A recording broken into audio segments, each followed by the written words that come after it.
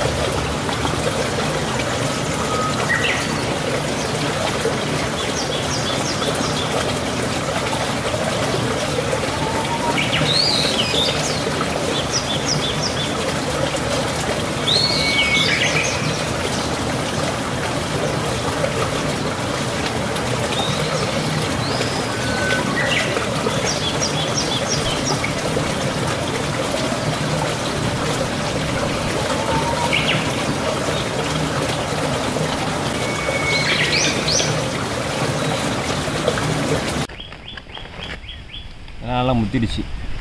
கீழே விழுந்ததில் வெடிச்சு போயிடுச்சு. ஒரு 20 மாங்காய் இருக்கும். ஒரு வாரத்துக்கு தேவையான மாங்காய் பறிச்சாச்சு.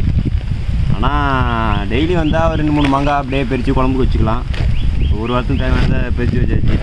டெய்லி வரதில்லை, அதான் பிரச்சனை.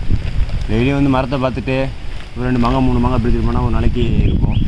இப்போ பரவாயில்ல, இது இருக்குது. அப்படியே சொந்தக்காரங்களாம் கொடுத்துட்டு நம்மளும் கொஞ்சம் வீட்டுக்கு வச்சுப்போம். மீதி அப்புறம் வந்து பறிப்போம். இதை வந்து பழுக்க வைக்க முடியாது, குழம்புல உடனே வெட்டி போட்டுடணும். இதில் எல்லாமே முத்துனது கிடையாது, பிஞ்சும் இருக்குது. இதனால் இதை வச்சுட்டு போக முடியாது. ஏன்னா இங்கே களவாணி பசங்க அதிகம். போகிற போக்கில் எல்லாத்தையும் திருடிட்டு போடுவாங்க. அதனால் யார் ஒதுங்கிறது, தின்னுட்டு போனால் பரவாயில்ல, மரத்தோடலாம் எடுத்துகிட்டு போடுறாங்க. இந்த குருவிகள், அணில்கள் அதெல்லாம் சாப்பிட்டு போக மிச்சத்தை நம்ம சாப்பிட வேண்டியதான். இதை வீட்டில் போய் பறிஞ்சு மிளகாவும் மிளகாய் பொடியும் உப்பும் போட்டும் சாப்பிடும், வேறு மாதிரி இருக்கும்.